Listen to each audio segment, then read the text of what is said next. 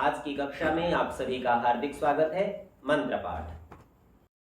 ओम शन्नो मित्रः शं वरुणः शन्नो भवत्वर्यमा शन्न इन्द्रो बृहस्पतिः शन्नो विष्णुरुक्रमः।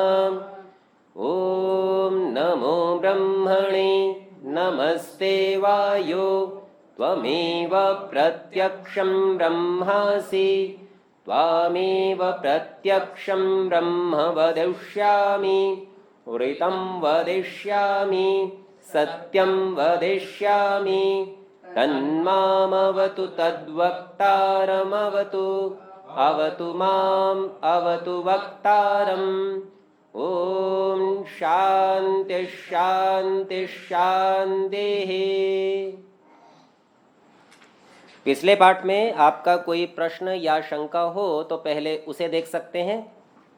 अच्छा जी, कल आपने ये कहा था कि वेद विरुद्ध होने से रिश्तेदारी भी समाप्त कर देनी चाहिए, और इससे पहले जो 2 श्लोक आए थे उसमें ये लिखा था कुछ रिश्ते बताकर कि इनसे विवाद अर्थात विरुद्ध लड़ाई बखेड़ा आदि कभी ना करें। ठीक है, बहुत अच्छा। आपका प्रश्न है कि वहाँ नाम भी गिनाए थे संबंधों के, माता पिता भाई बहन पत्नी पति, इनसे विरुद्ध लड़ाई झगड़ा नहीं करे। और आगे ये कह दिया कि जो वेद से विरुद्ध चलते हों, पाखंडी हों, वैडाल व्रतिक हों, बक व्रतिक हों, उनका वाणी मात्र से भी सत्कार न करे। और अपने परिवार के लोग यदि ऐसे हों तो बिल्कुल ठीक बात है भाई, ऐसे होंगे तो छोड़ना पड़ेगा। इसको ऐसा समझना चाहिए, एक सामान्य नियम होता है, एक अपवाद। व्याकरण शास्त्र में इसकी बहुत चर्चा चलती है। तो ब्राह्मणों को दधी देने का विधान करते हैं और उसके बाद कह देते हैं नहीं, कौंडिन्य को तो लस्सी दे देना। अब कौंडिन्य भी ब्राह्मण ही हैं, पर जब सबके लिए विधान किया जाता है और पश्चात किसी के लिए विशेष किया जाता है तो वो अपवाद का स्थल है। इसको ऐसा समझना चाहिए कि सामान्य नियम अपवाद के स्थलों को छोड़कर लगते हैं। एक स्थान पर 3 लोग बैठे हैं, यज्ञदत्त, देवदत्त और विष्णुमित्र, और एक सामान्य नियम किया, तीनों को रसगुल्ला दो। फिर कहा विष्णुमित्र को हलवा दे देना। इसका मतलब विष्णुमित्र को रसगुल्ला नहीं मिलेगा, ये अपवाद है। पहले उसका कार्य किया जाएगा, शेष बचे हुओं को रसगुल्ला दे दिया जाएगा। ठीक इसी प्रकार से यह जो अपवाद सूत्र बनाया कि वैडाल व्रतिक बक व्रतिक यदि अपने परिवार के परिचित लोग भी हों तो उनका भी वाणी मात्र से सत्कार भी नहीं करना, नमस्ते करने के योग्य भी वे नहीं हैं, तो ऐसे लोगों का सर्वथा त्याग करना। यहाँ एक बात और ध्यान देनी चाहिए। व्यवहार भानु में स्वामी जी महाराज इससे संबंध में एक चर्चा करते हैं और वो कहते हैं यदि किसी के माता पिता अन्यायकारी अधार्मिक हों तो भी क्योंकि उन्होंने हमें उत्पन्न किया है इसीलिए उनकी सेवा करना हमारा कर्तव्य है, तो उनकी आप सेवा कीजिए, उनकी आवश्यकताओं की पूर्ति कीजिए, लेकिन उनसे शिक्षा का ग्रहण करना, उनके साथ ऐसा संबंध बना के रखना कि आपके कार्यों में भी वो सहयोगी हों या विरोधी हों या ऐसा उनसे नहीं करना। उनकी जो आवश्यकताएं हैं शरीर आदि की दृष्टि से वह पूरा करना, निभाना आपका दायित्व है, आप उससे नहीं बच सकते, परंतु आप उनकी मान्यताओं को और उनके आचरणों का स्वीकार कभी भी अपने जीवन में नहीं करें। क्या नहीं मानना चाहिए? कहने से तात्पर्य है उनकी शिक्षा। मान लीजिए उन्होंने कहा भूख लगी है, खाना खिलाइए, तो ये तो मानना है, ये कहने तो माने जाएंगे। लेकिन यदि वो कहें चोरी कर लाओ, पढ़ाई लिखाई मत करो या कोई अन्याय का कार्य करो, तो ऐसी बातों का ग्रहण बिल्कुल भी नहीं करना। इस विषय में वे आदरणीय नहीं। ठीक है जी। हाँ जी, अन्य किसी का कोई प्रश्न? ठीक है, यदि उपस्थित लोगों का कोई प्रश्न नहीं है तो जो लोग इस कक्षा को ऑनलाइन सुन रहे हैं, यदि आपका कोई प्रश्न हो तो कह सकते हैं।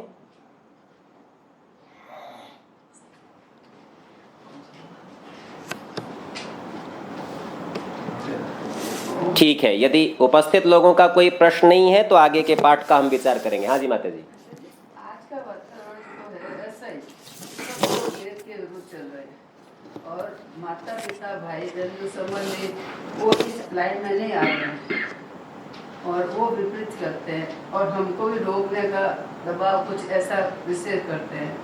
तो फिर उसका आदर करें या मान करें या सम्मान करें, कैसे? ठीक है, माता जी का प्रश्न वर्तमान स्थिति से संबंधित व्यावहारिक स्थिति का है उनका ये मानना है कि सभी लोग तो वेद से विपरीत ही चल रहे हैं, ऐसे में हम उनके साथ कैसा व्यवहार करें। तो माता जी, एक सामान्य नियम समझ लीजिए, कोई भी व्यक्ति 100% अधर्म का आचरण नहीं कर सकता। अधर्म और असत्य का आचरण करने के लिए भी धर्म और सत्य का सहारा लेना पड़ता है, और यह बात धर्म की और सत्य की अनिवार्यता को स्थापित करती है। कोई नकली सामान बेचने वाला व्यापारी भी ये कहता है कि मैं बिल्कुल भगवान की शपथ खा के कहता हूँ कि मैं आपको उत्तम सामान ही दे रहा हूँ। तो ये समझिए कि वह अपने आप को सत्यवादी स्थापित करना चाहता है, धार्मिक स्थापित करना चाहता है। यदि ऐसा नहीं करेगा और वो ये कहे कि हाँ साहब मैं नकली माल बेच रहा हूँ, ले लो, तो बिकेगा ही नहीं, व्यापार चलेगा ही नहीं। यूँ समझिए, अधर्म और असत्य को भी बने रहने के लिए धर्म और सत्य की आवश्यकता है। इससे ये पता चला कि जिन्हें हम ये समझते हैं कि ये नितांत वेद से विपरीत चलता है, वो भी कुछ ना कुछ अर्थों में वेद की आज्ञा मानता है, और जितने अर्थों में वेद की आज्ञा मानता है उतने अर्थों में स्वीकार्य, और जितने में त्याग कर देता है उतने में अस्वीकार्य हो जाता है। आप एक सामान्य लौकिक व्यवहार से देखिए, सबसे अधिक झूठ बोलने का क्षेत्र प्राय करके न्यायालय को समझा जाता है, और जितने भी प्राण विवाद वकील हैं उनकी प्रसिद्धि होती है कि ये तो बहुत झूठ बोलते हैं। और खूब झूठ बोलकर न्यायालय से बाहर निकलने वाला कोई प्राण विवाद वकील हो और आप उससे कहें ये देखो आ गया झूठा, तो उसे भी बुरा लगता है। और इसके स्थान पर आप कहें कि साहब सत्य ही बोलते हैं, धार्मिक आदमी हैं, तो बुरे से बुरे व्यक्ति को जो अत्यंत झूठ और अन्याय का काम करता हो उसे भी पसंद तो धार्मिक कहलाना ही है। और यही बात धर्म की अनिवार्यता को सिद्ध भी करती है कि हमारे मन में धर्म के प्रति एक ऐसा सम्मान है कि हम उसे किसी भी परिस्थिति में अपने से अलग नहीं होने देना चाहते। ये अलग बात है कि अल्प ज्ञान से, हठ से, दुराग्रह से, अविद्या से, प्रयोजन की सिद्धि आदि कारणों से मनुष्य सत्य को छोड़ असत्य में झुक जाता है। ये बात इसी ग्रंथ की भूमिका में भी स्वामी जी महाराज ने बताई थी। तो ये समझ लीजिए, संसार का प्रत्येक प्राणी कुछ ना कुछ, कहीं ना कहीं, किसी न किसी परिस्थिति में आवश्यक रूप से धर्म और वेद का अनुकरण करता है और अधिकांश परिस्थितियों में उसे छोड़ देता है। जी स्वामी जी, वो तो छल करके झूठ बोलता है, भगवान की सौगंध खाता हूँ, और सत्य को झूठ के साथ में जोड़ के बोलता है। आपकी बात ठीक है कि वो छल करता है और जोड़ता है, पर यह तो आपको मानना पड़ेगा कि सत्य रखता है, जोड़ा है तो सत्य भी है। आपको उसका परीक्षण करना है और उसमें से विवेक द्वारा विश्लेषण करके सत्य को ग्रहण और असत्य का त्याग करना, यह आपका कर्तव्य है। अब वो सत्य में असत्य मिश्रित करे या एक भाग सत्य लेकर 99 भाग असत्य रखे, ये उसकी स्वतंत्रता है। पर आप ये नहीं कह सकते कि ये 100 का 100% इसने झूठ बोला है। हमारा यही पक्ष है, जितने जितने अर्थों में वेद सत्य धर्म पर है उतने अर्थों में स्वीकार्य, उतने अंशों में स्वीकार्य, और शेष अर्थों में वह व्यक्ति त्याज्य होगा। ठीक है जी। हाँ जी, अन्य किसी का कोई प्रश्न? आचार्य जी नमस्ते। जी हाँ जी। आचार्य जी, पिछले दिनों धर्म की चर्चा चल रही थी और संतान की चर्चा चल रही थी जी, जिसमें हम लोगों ने बहुत सारी व्यवस्थाएं देखी, पात्रताएं देखी और दंड की व्यवस्थाएं देखी, और ये भी देखा कि भाई दंड जो है वो काफी सीरियस भी हो सकते हैं। तो जो गौशाला है, मंदिर है, गुरुकुल है और बहुत सारी व्यवस्थाएं हैं जहाँ पर हम लोग दान देते हैं, सभी लोग कुछ न कुछ करते ही रहते हैं। तो मैंने बड़े ध्यान से देखा, सुना, समझने की कोशिश करी।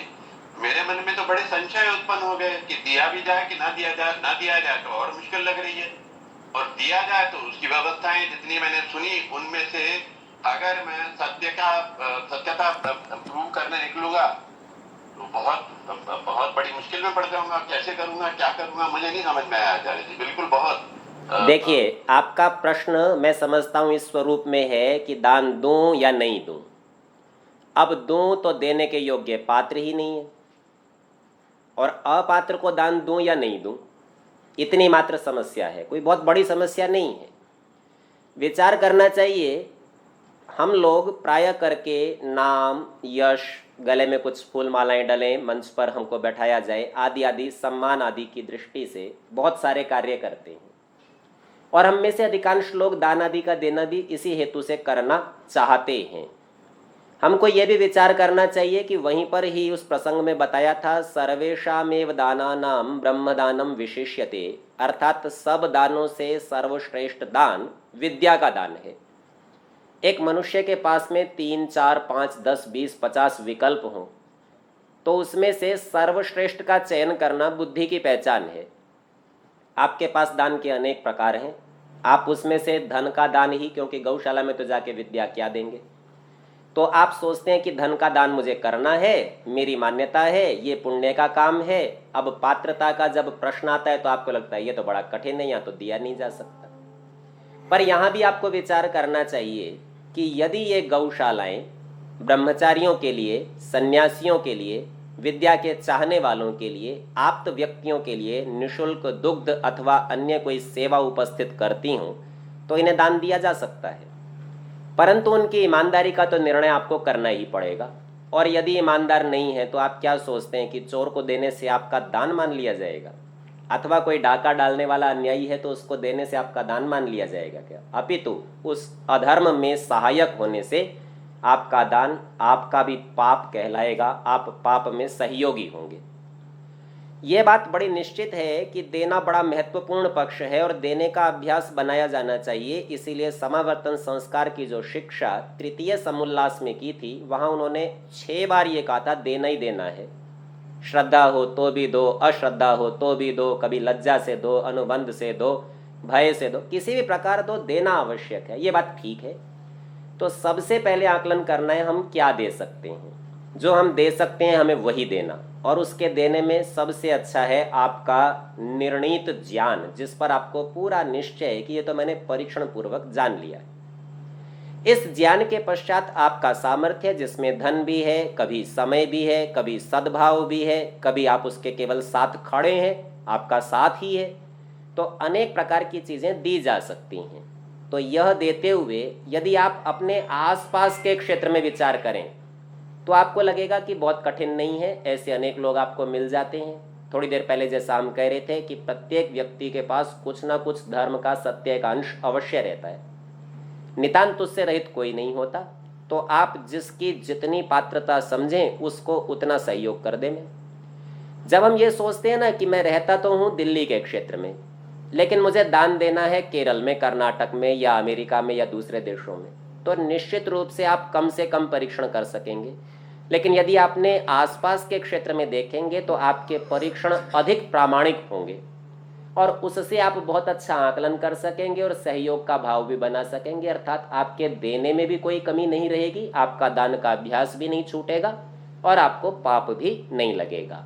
ये बात निश्चित है कि यह कार्य वर्तमान समय में कठिन है, मुझे इसमें कोई आपत्ति नहीं, परंतु प्रयत्न करना अपना कर्तव्य है और फल में अधिकार हमारा है ही नहीं। तो विचार तो हमने कर लिया है कि ऐसा फल होना चाहिए, ऐसा होता है, नियम पता है, तद अनुसार अपने को क्रिया करनी चाहिए। ठीक है जी।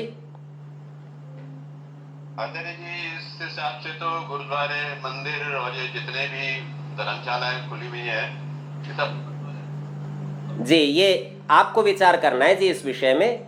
बंद हो जाएंगी तो हो जाएंगी, अपने को उससे लेना देना नहीं है, अपने को खतरा भी नहीं है।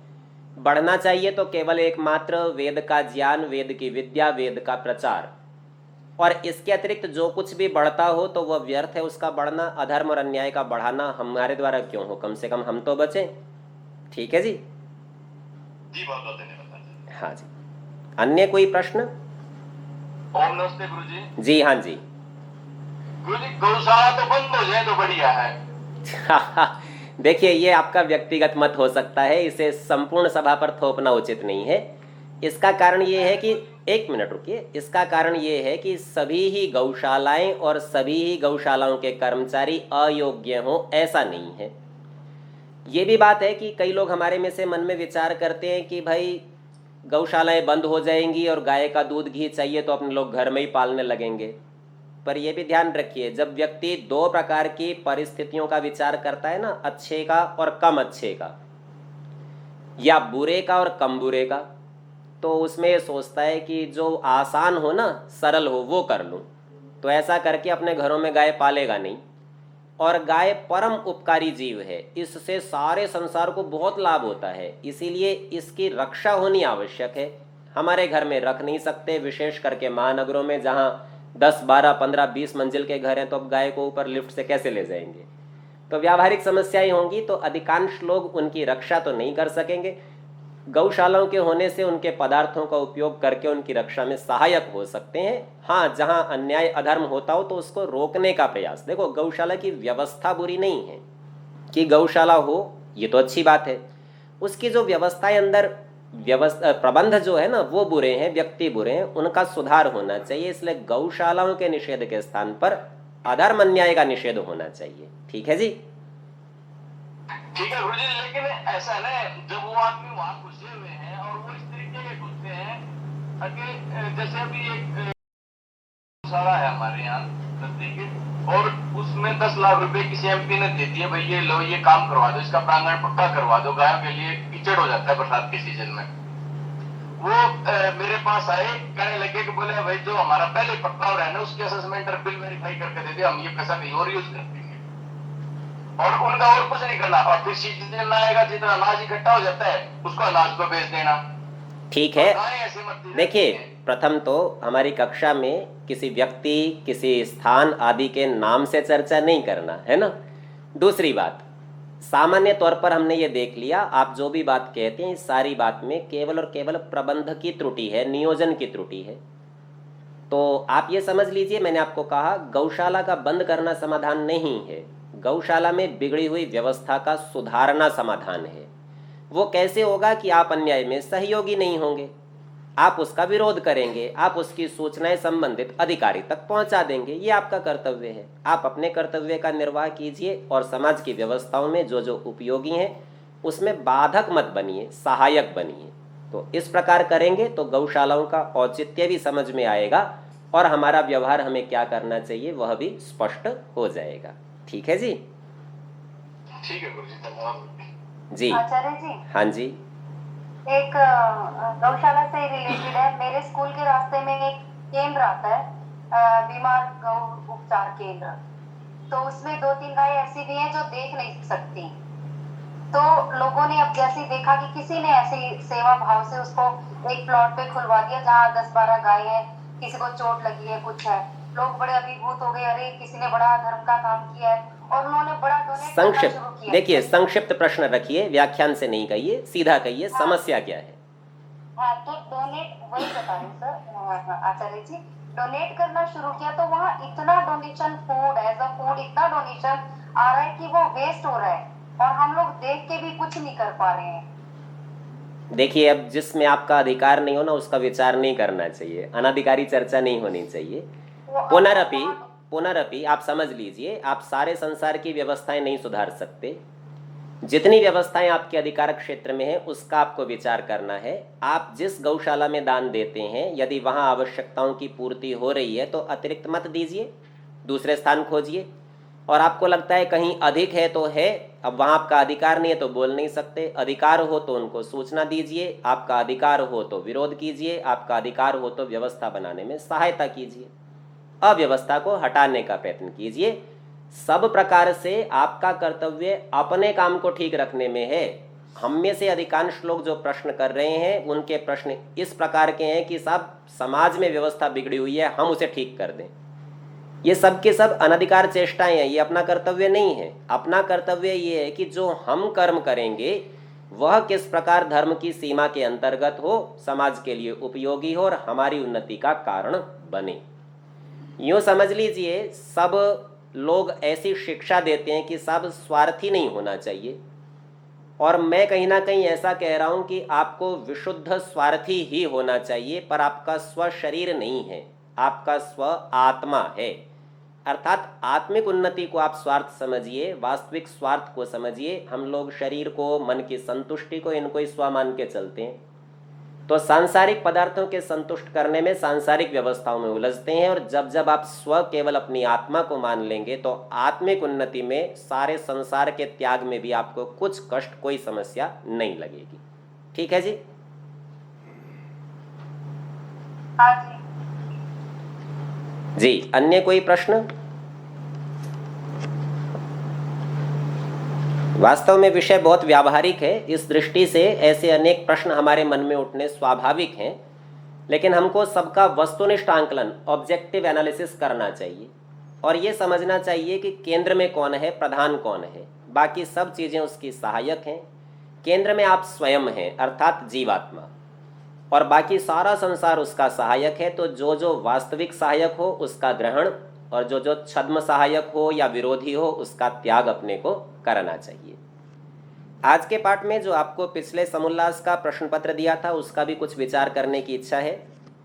अधिकांश लोगों ने जिन्होंने उत्तर भेजे हैं, अच्छा उत्तर पुस्तिका का उन्होंने चयन नियोजन किया है, बढ़िया बनाए हैं उत्तर। सभी लोग साधुवाद के पात्र हैं। सबकी अलग अलग प्रशंसा करने के स्थान पर उनमें जहाँ जहाँ जो छोटी छोटी कुछ त्रुटियां दिखाई पड़ी हैं उसके कुछ संकेत कर रहा हूँ, उसका ये लोग विचार कर लेंगे ताकि इस प्रकार भी आगे न हो। सब प्रथम हमारे को जो उत्तर पुस्तिका प्राप्त हुई थी भगिनी मीनाक्षी जी से प्राप्त हुई थी, इसमें और अन्य भी जितनी भी मैंने उत्तर पुस्तिकाएं देखी हैं सभी देख ली हैं जो जो मेरे पास पहुंची हैं। हमने एक प्रश्न पूछा था कि हवन करते समय मंत्र पढ़ने का क्या लाभ है, तो आप सब लोगों ने 3 लाभ लगभग लिखे हैं। इससे मंत्र याद हो जाते हैं, इससे वेदों की रक्षा होती है और मंत्रों के पढ़ने से हवन के लाभ भी विदित होते हैं। ये बात तो बहुत अच्छी है।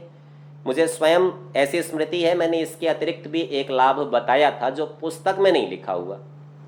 तो संभवतः आप लोग जब इसकी उत्तर पुस्तिका बना रहे थे तो वापस पुस्तक ही बाँच रहे होंगे और आपने उसी आधार पर ये लाभ लिखे हैं।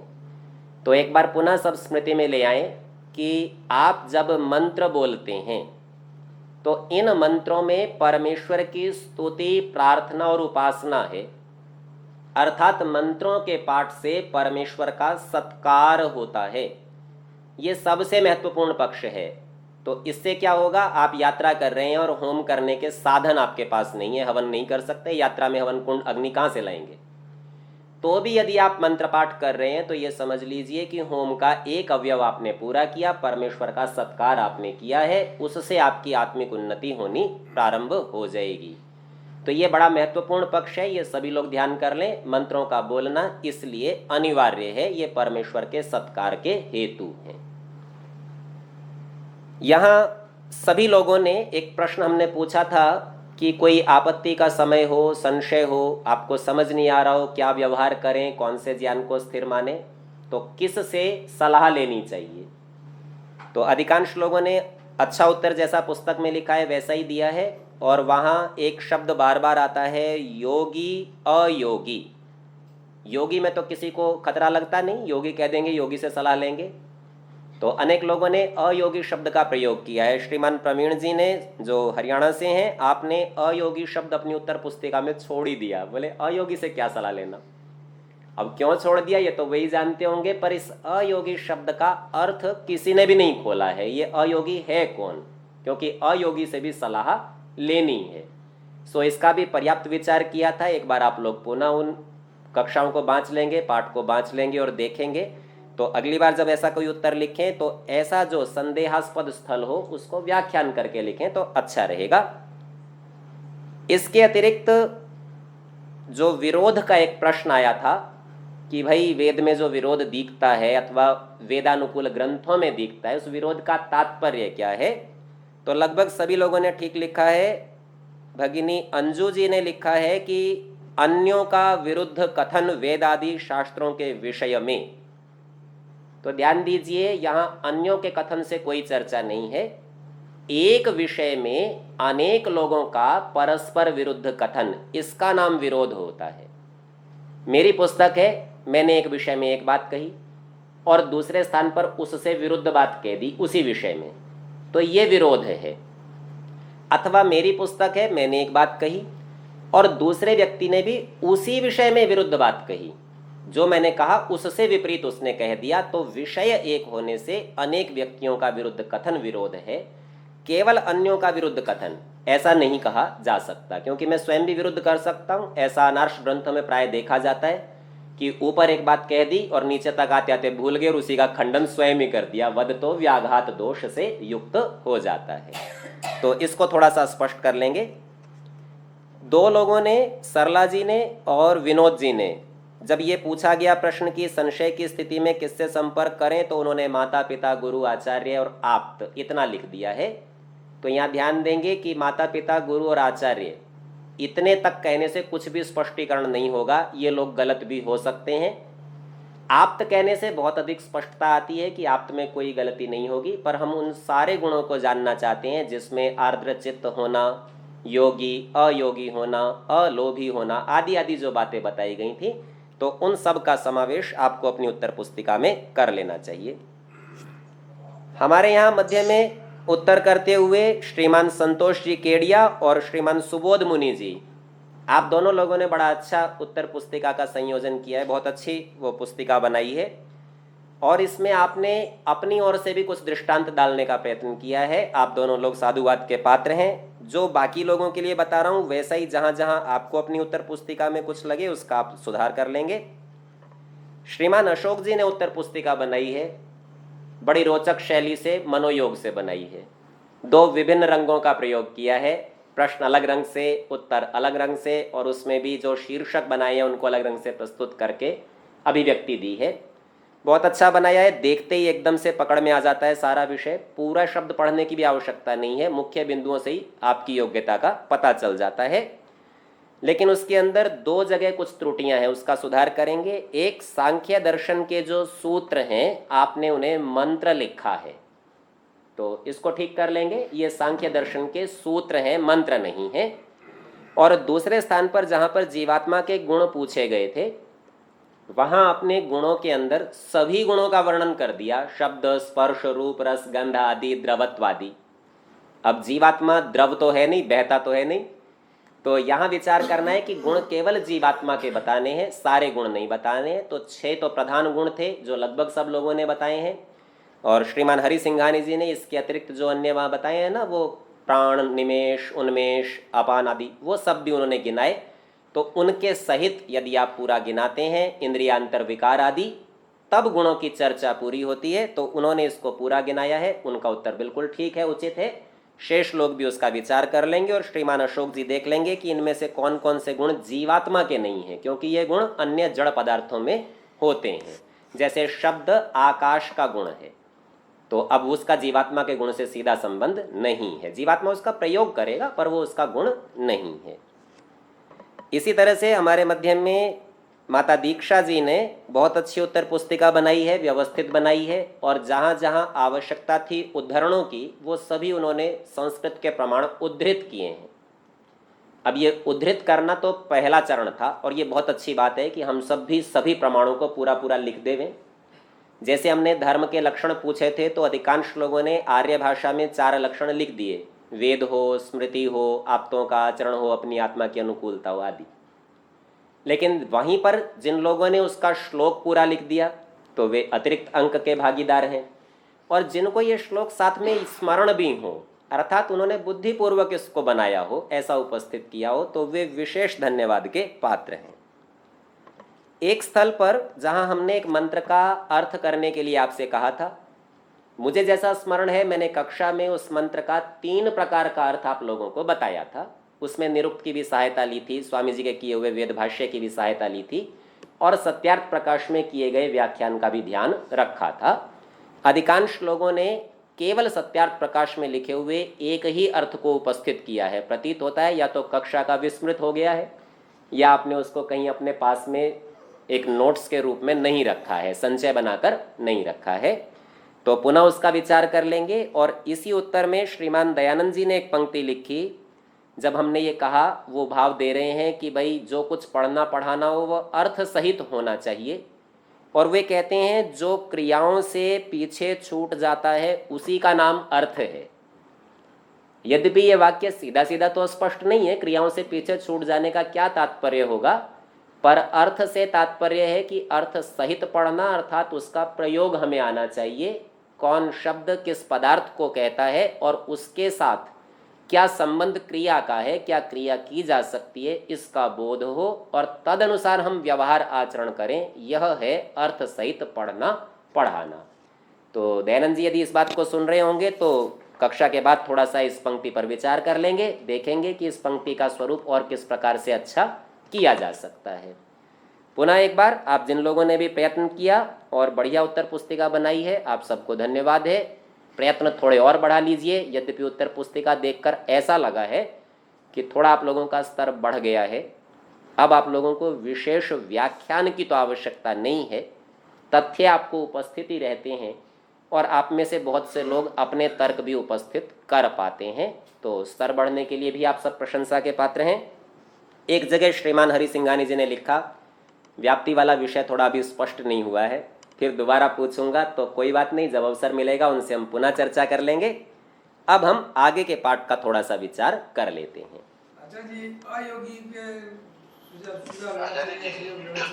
जी देखिए, हमारे सामने प्रश्न आ गया है अयोगी का, तो चलिए इसे लगे हाथ साथ साथ देख लेते हैं। ये तृतीय समोल्लास का विषय है हमारी पुस्तक में, पृष्ठ संख्या 50 पर संस्कृत भाषा में और 51 पर आर्य भाषा में इसको दिया गया है। 51 पर जो प्रथम अनुच्छेद है उसकी नीचे से चौथी पंक्ति को यदि आप देखेंगे तो वहां लिखते हैं समदर्शी, पक्षपात रहित योगी और पुनः कहा अयोगी। और हमने इसका व्याख्यान किया था, योगी वह है जो ज्ञान में लगा हुआ है, आचरण में लगा हुआ है। हमारे पास 3 चीजें हैं, ज्ञान, कर्म और उपासना। तो जो ज्ञान में लगा हुआ है, ज्ञान प्राप्त करता जा रहा है, परमेश्वर से जुड़ा हुआ है, उसके आनंद उसके ज्ञान से युक्त है, उसका नाम तो है योगी। और जो इस समय समाधि नहीं लगाए हुए, परमेश्वर से नहीं जुड़े हुए, परंतु जो ज्ञान प्राप्त किया है उसके अनुसार व्यवहार कर रहा है, कर्म करने में कुशल, पर परमेश्वर से तो योग उसका भी नहीं है ना, उसका नाम अयोगी रखा है। तो ज्ञान से युक्त, ज्ञान में लगा हुआ, परमेश्वर से जुड़ा हुआ योगी, और ज्ञान प्राप्त करके सांसारिक कामों में लगा हुआ अयोगी है। परंतु चूंकि उसका ज्ञान बहुत अच्छा है इसीलिए उससे भी सलाह ली जाती है। ठीक है जी, तो ये अयोगी का स्पष्टीकरण। हाँ जी, आप कुछ पूछ रहे थे श्रीमान हरि सिंघानी जी। जी थोड़ी सी संशय था जी कि उत्तर आप जो उम्मीद करते हैं वो विस्तृत होने चाहिए कि कोशिश करके उसको शॉर्ट में ही दिया जाए, क्योंकि मैंने देखा है कि वैदिक बातें लिखने में, आध्यात्मिक बातें लिखने में अक्सर भावनात्मक बातें बड़ी आ जाती है सामने।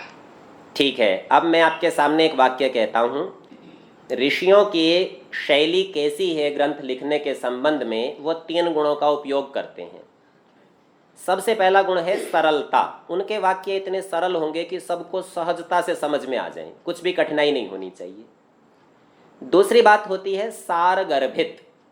वो इतना थोड़ा सा कहेंगे कि आप बड़ी शीघ्रता से पढ़ लें, और सार करने में, संक्षेप करने में कोई चीज छूटनी नहीं चाहिए। तो ये तीसरा गुण है संपूर्णता। तो आप कितना भी सारगर्भित लिखें लेकिन वो संपूर्ण होना चाहिए और सरल भाषा में होना चाहिए। सरल भाषा से तात्पर्य, यदि कोई पारिभाषिक शब्द आ गया, जैसे ये अयोगी आ गया था, ये पारिभाषिक है, सीधा सीधा किसी को पता नहीं चलेगा, तो ऐसे शब्दों को तो आप एक पंक्ति में खोल दें कि अयोगी का तात्पर्य कर्म करने में कुशल, कर्म में लगे हुए, ऐसा इतना खोल देंगे, इतना लिखना पर्याप्त है। उस पर आप यदि दृष्टांत देना चाहें और कथानक बनाना चाहें तो उतने की अपेक्षा नहीं है, क्योंकि जिस तरह के आप लोगों के स्तर पिछली परीक्षाओं में देखने में आए हैं, ये तो पता चल रहा है कि आप विषय को ग्रहण कर रहे हैं, आपको समझ में भी आ रहा है। ये अलग बात है कि हमारे आचरण में ये कितना आ गया होगा। पुनरअपि क्योंकि यहाँ शाब्दिक परीक्षा है, शब्द से शब्द, ज्ञान से ज्ञान का परीक्षण मात्र है, तो आपकी अत्यंत उत्तम योग्यता और पारिभाषिक शब्दों को एक शब्द में खोल देना मात्र पर्याप्त है। ठीक है जी, आचार्य जी बहुत बहुत धन्यवाद, बहुत धन्यवाद। चलिए तो हम आगे का पाठ विचार कर रहे हैं पृष्ठ संख्या 91 पर। यहाँ पर 5 श्लोक हैं, जिसमें से 4 श्लोकों को संस्कृत भाषा से और आर्य भाषा से हम देख चुके हैं। अब 5वें श्लोक में कहते हैं, मृतम शरीरमुत्सृज्य काष्ठ लोष्ठ समं क्षितौ विमुखा बांधवा यान्ति धर्मस्तमनुगच्छति। और इसी का नीचे आर्य भाषा में अर्थ भी दिया हुआ है। पहले संस्कृत से देखकर पुनः आर्य भाषा के अर्थ को पढ़ेंगे। मृतम शरीरम, मृतक शरीर को, अर्थात व्यक्ति मर गया है, आत्मा शरीर को छोड़ चुका है, तो इस शरीर के साथ क्या होता है, तो कहते हैं उत्सृज्य, इस शरीर को छोड़कर, काष्ठ लोष्ठ समम, काष्ठ लकड़ी के समान, लोष्ठ मिट्टी के ढेले के समान, समम इस समान क्षितौ भूमि में, क्षिति नाम भूमि का है, तो भूमि में इस शरीर को छोड़कर विमुखा, मुख फेर कर, विमुख होकर, उसकी ओर पीठ करके बांधवा यान्ति, बंधु लोग चले जाते हैं। तो कुछ लोग तो अग्नि में डालकर चले जाते हैं, उसकी ओर पीठ करके निकल जाते हैं, देखते भी नहीं। कुछ लोग जमीन में गाड़ कर चले जाते हैं, कोई पानी में फेंक कर, अर्थात सब लोग उसका सर्वथा त्याग ही करते हैं। धर्म तम अनुगच्छति, धर्म ही उसके पीछे पीछे जाने वाला है। तो ये समझ लीजिए, यहाँ पीछे जाने से तात्पर्य शरीर के पीछे जाने वाला नहीं, शरीर को छोड़ दिया। यहाँ पर इस शैली में कहा गया है शरीर माने आप ही हैं, अर्थात बाकी सब लोग आपका साथ छोड़ देंगे, पर चूंकि आप वास्तव में जीवात्मा हैं तो धर्म उस जीवात्मा के पीछे पीछे चलता चला जाएगा।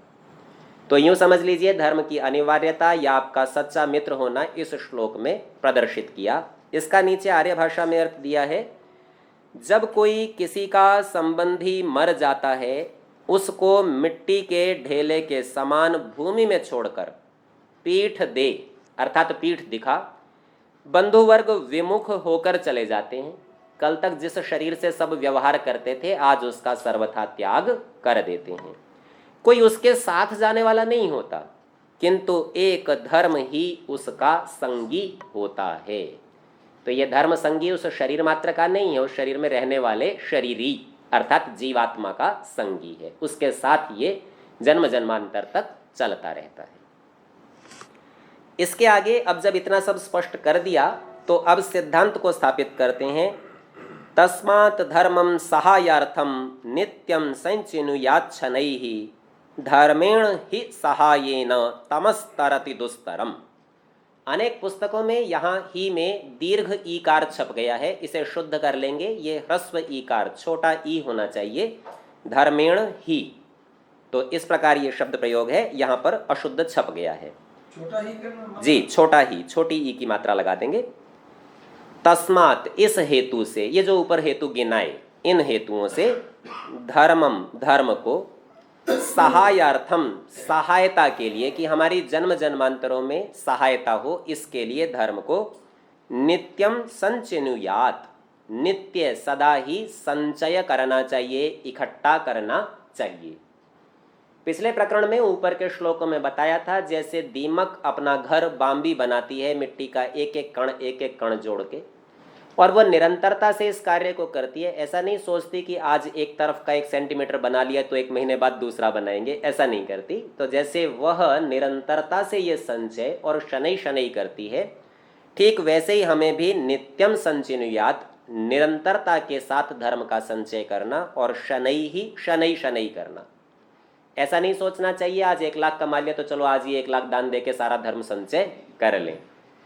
तो ये एक बड़ी विशेष बात है जो हमें सबको बड़ा अच्छे से विचार करनी चाहिए।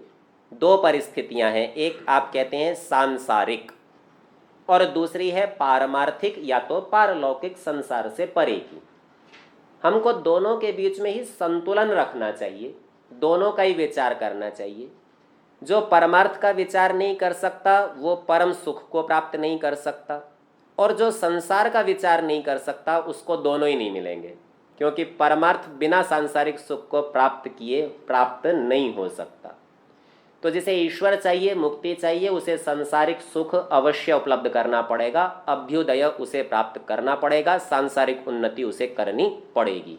जब तक सांसारिक उन्नति नहीं होगी, पारमार्थिक उन्नति एक स्वप्न मात्र है जो कभी पूरा नहीं होगा। तो संसार छोड़ने पर दोनों गए, और केवल संसार पकड़ने पर चरम सुख मोक्ष छूट जाता है। इसका हमको विचार करना। तो ये कहते हैं धर्म को हमारी सहायता के लिए, अर्थात जन्म जन्मांतरों में सुख हो और मुक्ति का सुख प्राप्त हो, इस हेतु से नित्य और शनै शनै, शनै शनै अर्थात विचार पूर्वक योजना के सहित संचय करना चाहिए।